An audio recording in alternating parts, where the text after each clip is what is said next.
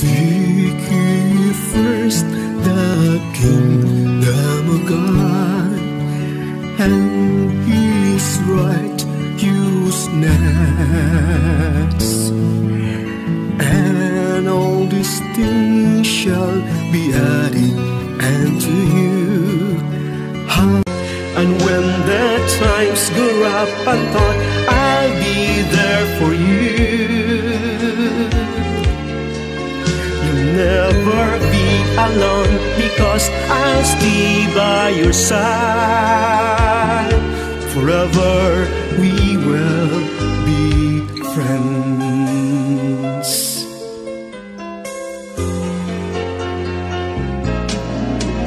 Kung nais ko mang bibigyan ng pamagat ang aking homilya sa araw na ito ang nagbigay sa akin ng inspirasyon para mas maugnay o palalim yung aking pagnilay-nilay sa ating mga pagbasa, lalo tigit sa ating ebanghelyo. Itong awitin ni Nonoy Zuniga, siguro in the 80s or 90s ito naging popular ito. Ang pamagat dito ay We Are Friends. Na sinasabi dito, nais ko lang mabibigyan ng pagpapahalaga ang kabahagi dito. We are friends, that's what will be till the end. Someone we can depend. It's you and me, friend. We are friends, together through thick and thin. Whether we lose or win, we'll be friends, friend. At dito sa kuro, napakaganda, sinasabi dito sa kuro na, and when the times go rough and thought, I'll be there for you. You'll never be alone, because I'll stay by your side. Mga kapatid, nakita ko ito dahil ang isang totoong pagkakaibigan ay hindi tumatalikod, hindi nag-iiwan, o hindi ito ay naghahanap. Kahit sino man siya, kahit nagkakamali man siya, kahit nakita ko pa ang kahinaan niya, ang totoong kaibigan ay hindi tumatalikod, hindi nag-iiwan. Itong nangyayari ngayon sa ebanghelyo natin, na after all, nung hinuli si Jesus, ang mga alagad na ito ay nagsitatakbuhan, nagsisialisan. At si Pedro nga, nung nakita siya ng isang tao o mga tao na nung si Jesus ay nilitis sa harapan ni Pilato, sabi ng mga tao ito, kilala namin ito, kasamahan niya to. Anong sabi ni Pedro? Hindi ako kasama dyan. Hindi ko kilala yan. Na matindi yung pagdideny ni Pedro. At again, ito makikita natin ngayon sa ebanghelyo, tumatakas mo itong mga alagad na ito. Pagkatapos ng muling pagkabuhay, o sa muling pagkabuhay, nandoon si Jesus to the rescue. Hinanap-hanap niya itong mga alagad ito dahil ito ang totoong kaibigan. At sabi ng awiting ito, we are friends, that's what will be till the end. Na hindi lang ang pagkaibigan, isang araw, 2 araw, 3 araw, isang linggo or buwan, taon, kundi ito ay till the end. At sinasabi pa dito, whether we lost or win, we'll be friends, friend. Na may mga pagkakataon sa pagkakaibigan, sa isang relasyon, nandoon yung naghina tayo, nagkaroon tayo ng failure, pagkakamali, at may pagkakataon din po na masayang-masaya. At yan ay parte, kabahagi ng pagkakaibigan, kabahagi ng isang relasyon. At yun nga sa kuro sinasabi dito, when the times go rough and thought, I'll be there for you. You'll never be alone, because cross, I'll stay by your side. Yun ang pinapamulat ni Jesus sa ating Ebanghelyo ngayon, sa kanyang mga alagad. Mga kapatid, siguro matatanong din po natin, anong klaseng pagkakaibigan o relasyon na mayroon tayo sa panahong ito? Sa ating mga sarili natin, sa ating mga mahal sa buhay, sa ating mga katrabaho, o baka yan sa ating community natin, sa simbahan, sa ating paglilingkod. Anong klaseng pagkakaibigan? Dahil palagi natin napapakinggan na gusto kong maging kaibigan yung taong iyon dahil famous siya sa society natin, kilala sa society natin. Gusto kong maging kaibigan yung taong iyon dahil yung taong iyon ay alam ko na may matutulong siya sa akin. May magagawa siya sa akin. Gusto ko maging kaibigan yung taong iyon dahil napakaganda niya, gwapo siya, o mayaman siya. Gusto ko siya. Ngunit, pagtitingnan natin ang hiyas na mayroon ng ating Paiso Kristo, ang kanyang pagkaibigan doon sa mga alagad, ito yung pagkaibigan na tinuturing itong mga mangingisdang ito na talagang walang tamang edukasyon. Ang kanilang buhay, araw-araw, nandun pangingisda, nandun sa dagat. Ngunit, again, makikita natin, wow, sino yung mga nandyan sa laylayan, yun ang mga tinuturing na kaibigan ni Jesus. At makikita natin, mga kapatid, sa Ebanghelyo ni San Juan, in chapter 15, verse 15, sinasabi doon na, I will no longer call you servants, but friends. Because a servant does not know what his master is doing. Utusan, hindi niya alam ang ginagawa ng kanyang busing, ang kanyang amo niya. Tinuturing ko yung kaibigan dahil anuman ang nirebuild, ang napapakinggan ko sa aking ama, nirebuild at napakinggan, ito ay sinasabuhay ko sa inyo, sinasabi ko sa inyo ito, at yan ang totoong pagkaibigan. Dalawang bagay na nakikita ko doon. Unang-una, na pagsabihin kasi nating kaibigan, hindi ko na kinuturing na utusan, na ibig sabihin, walang dichotomy, walang wall, walang namamagitan. Dahil pag minsan baga sa atin, mahilig tayo na may lagay tayo ng wall, may mga specialty tayo, exclusive tayo. Ngunit sa Diyos, kung tinuturing tayong mga kaibigan, hindi servant, hindi utusan tayo, wow, napaka-special pala natin. Diba? Makikita natin yung pinanganak ang ating Paiso Kristo, wala man talagang wall doon sa bilin, napakabukas. Isang napaka-figurative o napaka-symbolic na doon pa lamang nung pinanganak ang ating Paiso Kristo sa sabsaban, bukas na bukas niya sila sa atin. Siya sa atin. Tayo ay tinuturing lahat ng kaibigan. At yun nga, yung nakaraang Sabado baga o kahapon lamang ang Ebanghelyo. Anong Ebanghelyo natin kahapon? Sabi ng Ebanghelyo, mauna ako sa inyo at ipaghanda ko kayo ng matitirahan. Dahil sa bahay ng aking ama ay maraming silid. Hindi sinasabi niya, sa bahay ng aking ama ay isa lang ang silid. Particular lamang, kundi maraming silid. Is para ito sa atin. Napaka-inclusive ang ating Panginoong Jesucristo. At yun nga, pag tingnan natin, yung unang-una servant at yung nirebuild. Ito ang sinasabi sa aking ama, napakinggan ko sa aking ama at sinasabi ko sa inyo, yung paging totoo pala. Hindi lamang maging may walang wall sa pakipagrelasyon, walang namamagitan sa pakipagrelasyon, ngunit yung nirebuild mo yung sarili mo kung sino ka. Kasi pag minsan kasi sa isang relasyon, may mga tinatagu-taguan tayo.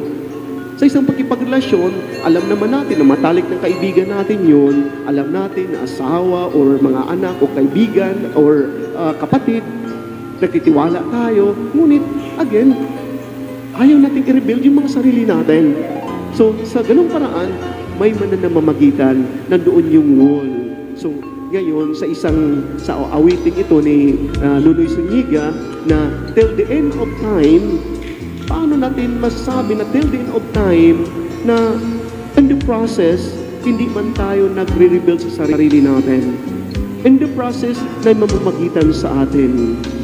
At ito ngayon, makikita natin sa Ebanghelyo, nanghihina man ang mga alagad, bumabalik man sa kanilang dating gawi. At makikita natin yung pagbabalik nila, buong damag silang walang nahuli. Na parabagang isang mensahe para sa kanila, oo nga, pag wala pala si Jesus sa atin, wala pala sa buhay natin ang Diyos, hindi pala sentro ang Diyos sa buhay natin, wala pala tayong magagawa, useless pala ang lahat ng bagay. At nung magbukang liwayway na, napakagandang pangitain dahil nakikita nila ang isang tao. Hindi nila nakikilala kaagad na ito ay si Jesus. Bakit man hindi nila nakikilala? Dahil naman, akala nila ay isang bigar. Normal yan sa mga dalampasigan, sa mga probinsya. Danyan ka sa dalampasigan, naranasan ko na rin ito dahil yung bahay namin ay 5 hakbang lang, dalampasigan na. At pag nandoon na yun, bumabalik na yung mga mangingisda galing sa laot, nandoon na yung mga tao din po naghihintay. Naghihintay na manghingi ng isda, tumutulong man sila, ngunit nanghingi. At akala nila na itong taong ito ay nanghingi palang isang bigar. Ngunit makikita natin na akala nila isang bigar, yan pala ay si Jesus na nagpapakain sa kanila. Sabi ni Jesus, mga anak, mayroon ba kayong nahuli? Wala po kaming nahuli. At inutusan sila ni Jesus na, okay, ilaglag ninyo yung mga lambat. At nakakahuli sila. At pagkatapos dito, nandoon na yung handa na ang mga isda at mga tinapay para sa kanilang almusalan. Sabi ni Jesus, mag-almusal tayo. Hali kayo, mag-almusal tayo. So, magkikita natin, sino yung tinuturing nila na isang bigar, nanghingi, siya pa yung nagpapakain. Napakaganda ito dahil pag minsan sa ating paglilingkod sa simbahan o sa ating mga kapatid, para bagang, anong mapapala ko dyan? Bigar lang yan. Simpleng tao lang yan. Anong makukuha ko dyan? Sa amin lamang, may apostolate kami doon sa mga Aita sa Sambales. Pag minsan yung ibang tao, napapakinggan ko rin, wala naman tayong mapapala din dyan. No, wala namang mapapala. Ngunit, napakaganda dahil akala natin walang napapala. Ngunit, itong mga taong ito ay nagtuturo sa atin, nagtuturo sa akin na napakaraming bagay. Ang binibigay ko lang sa kanila mga material na bagay, ngunit ang itinuturo nila sa akin, yung buhay. Araw-araw, kung paano nila harap yung mga struggle sa buhay. Tingnan natin ating mahal na Santo Papa. Diba? Nung bago siya namatay, Holy Thursday, pumunta pa siya doon sa priso, sa piitan. Dinadalaw niya yung mga kapatid natin na kukulong. At yung in-interview siya, sabi niya, how I wish I could be here in this place. Hindi itong mga taong ito. Bakit nasasabi yan ni Pope Francis? Na itong mga taong ito ay tinuturing na makasalanan, ngunit bakit ini-insist na yung sarili niya? Hindi kaya kung tinuturing mga ating mahal sa Papa, the champion of humility, dahil doon niya natutunan kung paano maging humble doon sa mga taong ito. Yes, ina-spend mo, parang wasting of time para dito sa mga taong ito. Ngunit sa mga taong ito, sinusukat nila ang iyong kababaang loob. Sinusukat nila yung mga biyayang pinagkaloob sa iyo. Kung yun ba ay totoo, kung yun ba ay authentic na mga biyayang pinagkaloob ng Diyos sa iyo. So, ibig sabihin, napakaganda dahil akala natin sa ating paglilingkod, wala tayong mapapala. Sa ating palang paglilingkod, yung sinasabi natin, giving without expecting in return. Walang return dahil yung kabutihan natin ay yung return na yon. Yung kagandahang loob natin, ayun na yon, return na yon. That's why we are not expecting of something dahil yung kabutihan natin, ayun na yung nagbabayad kung ano ang mga ginagawa natin. Ngunit dito sa Ebanghelyo natin, napakaganda dahil anong sinasabi ng Ebanghelyo natin? Pagkatapos pinakain ni Jesus, ngayon may hamon si Jesus doon sa mga alagad. Sabi niya, Pedro, mahal mo ba ako? Mahal mo ba ako, Pedro? Sabi ni Pedro, yes, Lord, mahal na mahal kita.